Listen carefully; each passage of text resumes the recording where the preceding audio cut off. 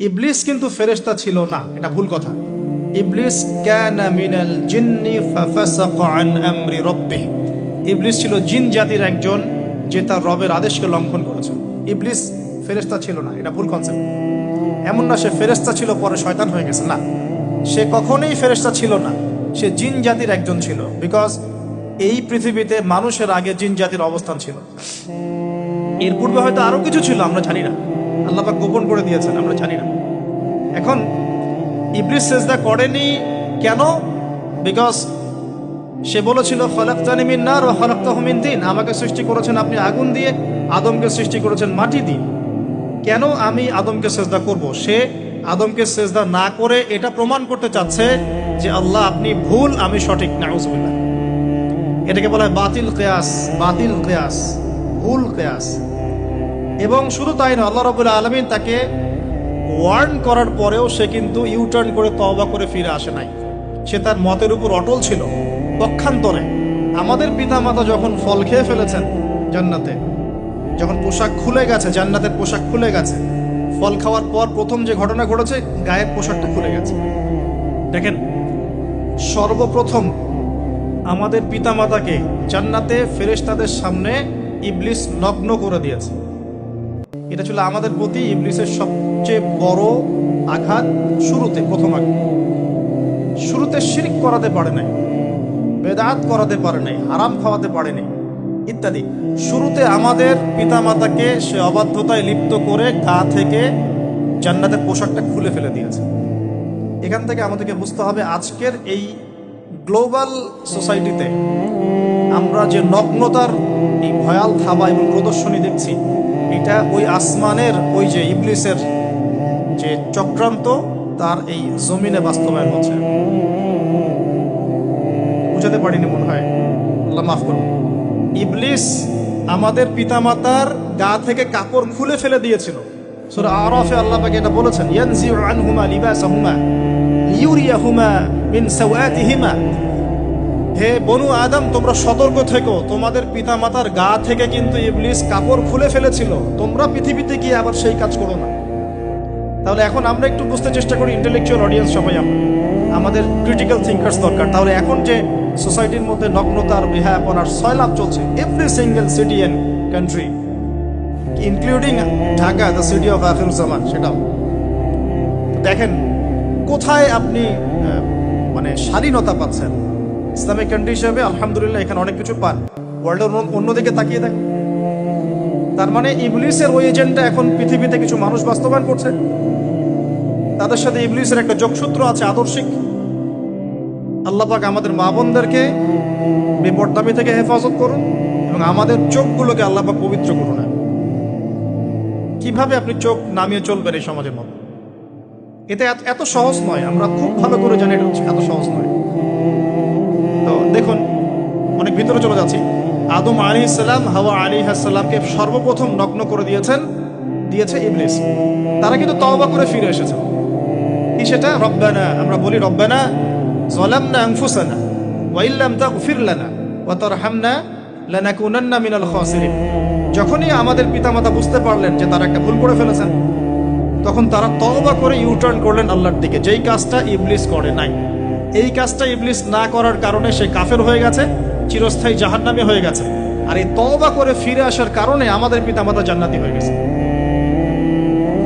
আল্লাহ পাক এই কারণেই তার রাসূলের মাধ্যমে জানিয়েছেন যে প্রত্যেক আদম সন্তান, কুল্লু বানি আদম খাত্তা, প্রত্যেক বনু আদম হচ্ছে পাপী। আমরা সবাই পাপী, আমরা সবাই পাপী, পাপের তো শেষ নাই আমাদের, আল্লাহ মাফ করুন। ওয়া খায়রুল খাত্তাইন আত-তাওয়াব, যারা তওবা করে ফিরে আসে এরাই হচ্ছে শ্রেষ্ঠ পাপী। জীবনের যে কোনো সময় যদি কেউ খালেস ভাবে আল্লাহর দিকে তওবা করে ফিরে আসতে পারে, আল্লাহ পাক এক মুহূর্তের মধ্যে তার আমলনামার সমস্ত গুনাহ মাফ করে নেকি দিয়ে পরিবর্তন করতে পারে।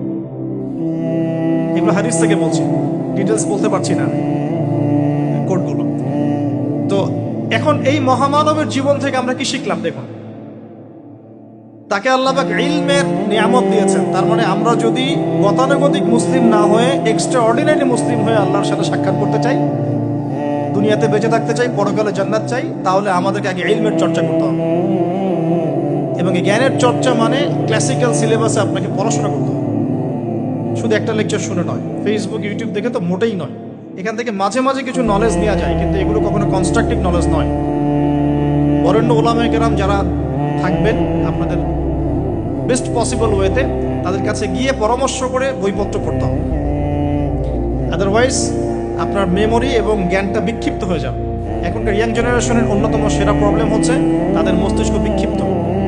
তাদের মস্তিষ্কে কনস্ট্রাকটিভ কোনো সিলেবাসের পড়াশোনা নাই। আজকে এই বই, কালকে ওই বই, কালকে আদনান ভাইয়ের লেকচার, পরশুদিন আজহারি ভাইয়ের লেকচার, তারপরের দিন আরেক ভাই, তারপর আরেক ভাই। আবার সমাজে তো এক একজন এক এক কথাও বলছে, তখন তার মাথাটা পুরো পাজলড, হ্যাঁ, ম্যাসাকার্ড। এই মাসালা এটা বলছেন, ওই মাসালা ওইটা, তাহলে ওইটা কি হবে, ওইটা কি হবে। সলিউশন হচ্ছে ক্লাসিক্যাল ইসলামিক সিলেবাস পড়াশোনা করতে হবে। আমি খুব শর্ট করে গেলে সাবজেক্টগুলো বলে দিই আপনাদেরকে। 1 নম্বর, ফার্স্ট অফ অল কোরআনুল কারীম। কোরআনুল কারীমের মধ্যে থাকবে authentic recitation, translation, Quranic grammar এবং অ্যারাবিক ল্যাঙ্গুয়েজ, 4টা বিষয়। তারপর থাকবে হাদিসের নবী সাল্লাল্লাহু আলাইহি ওয়াসাল্লাম। হাদিসের মধ্যে সহজ হাদিসের কিতাবগুলো পড়তে হবে।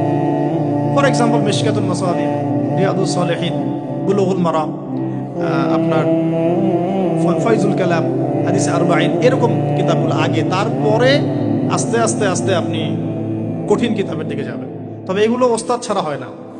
এরপর দরকার হচ্ছে সিরাত, নবী সাল্লাল্লাহু আলাইহি ওয়াসাল্লামের পবিত্র জীবনী। এই জীবনী যার জানা নাই, সে তার জীবনটাকে রাসূলের সিরাতের আলোকে মেলাতে পারবে না।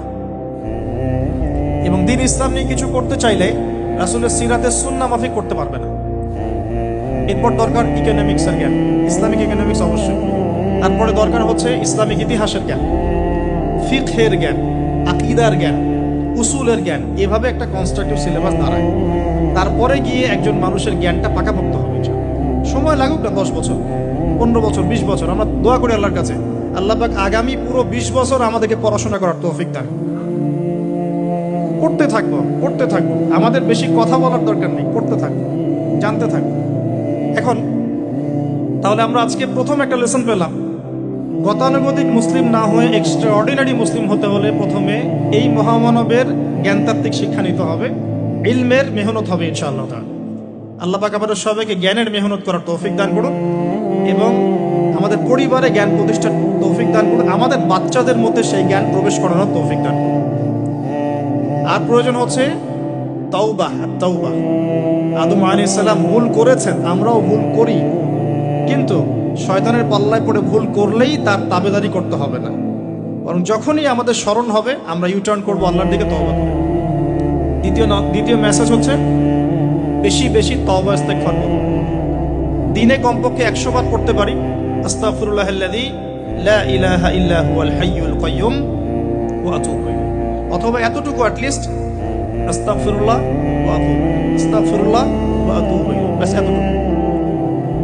নবী সাল্লাল্লাহু আলাইহি ওয়াসাল্লাম দিনে 100 বার তওবা করতেন, কোন হাদিসে এসেছে 70 বার তওবা করতেন। এরপর একটু সামনে যাই, কোরআনের পাতা উল্টালে দেখবো আরেকজন নবীর নাম আসেন, আরেকজন মহামানবের নাম, তার নাম হচ্ছে নূহ আলাইহিস সালাম। এই মানুষগুলো যাদের কথা বলছি তারা কিন্তু কেউ গতানুগতিক মুসলিম ছিলেন না, ছিলেন তারা এক্সট্রা অর্ডিনারি মুসলিম ছিলেন। আমি তাদের থেকে নলেজ নিচ্ছি। এবার আসি কোরআনের পাতা একটু সামনে গেলে দেখবো আরেকজন নবীর নাম চলে আসবে, নূহ আলাইহিস সালাম। নাম শুনেছেন? সামারি 950 বছর দিনের দাওয়াত দিয়েছেন। সুবহান। এক্সট্রা অর্ডিনারি মুসলিম হতে হলে আমাদেরকে দাওয়াতি কাজ করতে হবে, তার আগে ওই যে জ্ঞান অর্জন করতে হবে। এই দাওয়াতি কাজটা হবে মধ্যম পন্থায়, শৈথিল্যতাবাদ না, চরম পন্থা না, মধ্যমপন্থী থাকবো ইনশাআল্লাহ। এখানে অনেক সময় মধ্যমপন্থী থাকতে গিয়ে কিছু মানুষ হিকমতের দোহাই পেরে শৈথিলতাবাদী হয়ে যায়। আমি মনে বুঝাতে পারি না, কিছু মানুষ মধ্যম পন্থার দাওয়াতের কথা বলেও হিকমতের দোহাই দিয়ে কখনো কখনো শৈথিলতাবাদী হয়ে যান। এটাও ঠিক, ওটাও ঠিক, এটাও চলে, ওটাও চলে, এদিকে চলে আসে। আবার কিছু মানুষ মধ্যম পন্থার কথা বলে অনেক সময় খুব ওভার এগ্রেসিভ পদক্ষেপে চলে যাবে। দুটোই উম্মার জন্য ক্ষতিকর। এই জন্যই ক্লাসিক্যাল ওলামায়ে কেরামের সাথে পরামর্শ ভিত্তিক চলাফেরা করা উচিত। তাহলে তারা ডাইরেকশন দিতে পারবেন যে কোনটা এই প্রেক্ষাপটে করা উচিত, কোনটা করা উচিত। তো নূহ আলাইহিস সালামের জীবন থেকে আমরা শিখছি দাওয়াতের মেহনত করতে হবে। এটা আমি আজকেও শিখলাম নতুন করে। নিজের মধ্যেই মনে হলো যে আমার সামনে যে ভাই গাড়ি ড্রাইভ করছেন তাকে তো দুটো কথা বলতে পারতাম, কেন বললাম না? যে ইমামের পিছনে নামাজ পড়ে আসলাম তাকে তো দুটো কথা বলতে পারতাম, কেন বললাম না?